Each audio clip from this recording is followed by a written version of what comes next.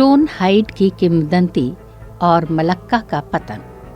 ये उस दौर की बात है जब मलक्का का महान बंदरगाह शहर समृद्ध था, व्यापार में सक्रिय था और पूर्ण व्यवस्था के साथ शासित था। उस समय शहर पर सुल्तान अहमद शाह का शासन था और शहर की प्रसिद्ध किलेबंदी पत्थर से नहीं बल्कि खजूर के पेड़ों के मजबूत तनों से बनी थी। कहानी 10 पुर्तगाली जहाज़ों के आगमन से शुरू होती है। बेड़े के कप्तान ने सुल्तान को शानदार उपहार भेंट किए, सोना चांदी के सिक्के, बढ़िया कपड़े और जंजीरें। सुल्तान बहुत संतुष्ट था, लेकिन उसके बुद्धिमान मंत्रियों बेंधारा और तेमेंगोंग को एक अनजाना डर सता रहा था। उन्होंने सम्मानपूर्वक राजा से कहा, महाराज, इन गोरे लोगों पर बहुत अधिक भरोसा न करें, इनसे कोई भला नहीं होगा। सुल्तान ने विदेशियों की उदारता से प्रभावित होकर अपने सलाहकारों की बात अनसुनी कर दी। शाही अनुग्रह के इस क्षण का लाभ उठाते हुए पुर्तगाली कप्तानों ने एक विनम्र अनुरोध किया, हमें केवल एक जानवर की सूखी खाल के बराबर जमीन का टुकड़ा चाहिए।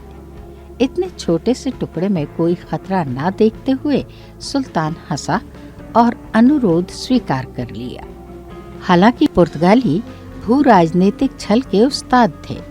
उन्होंने जानवर की एक खाल ली और बड़ी सटीकता के साथ उसे काटकर एक लंबी पतली रस्सी बना ली। उन्होंने इस रस्सी का उपयोग जमीन के एक विशाल चौकोर हिस्से को मापने के लिए किया, जो सुल्तान की कल्पना से कहीं बड़ा था। उस जमीन पर उन्होंने तुरंत ईंटों और चूने से पत्थर का घर बनाना शुरू कर दिया।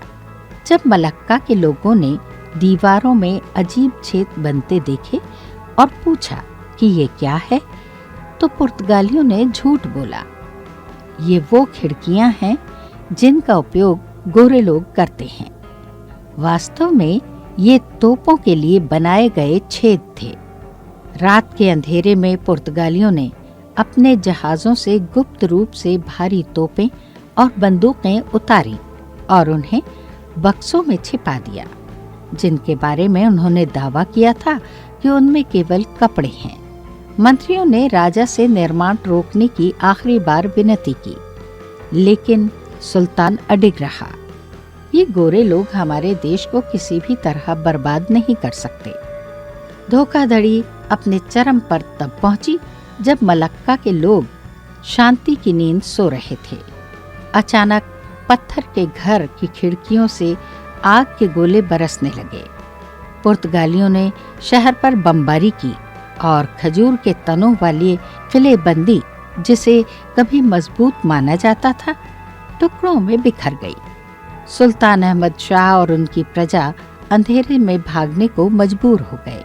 सुल्तान मुआर, फिर जोहोर और अंत में बिनटोंग भाग गए और मलक्का का स्वर्णिम शहर हमेशा के लिए फ्रैंक्स के हाथों में चला गया। ये मलय कथा हालांकि यूरोपीय तथ्यों से भिन्न हो सकती है, एक गहरा नैतिक सबक देती है। अजनबियों के बीच अनुबंध और उनकी अस्पष्टताओं का उपयोग अक्सर विजय के हथियार के रूप में किया जाता है। ये इस बात की याद दिलाता है कि कैसे एक सभ्यता की उदारता को ही उसके विनाश का कारण बना दिया गया।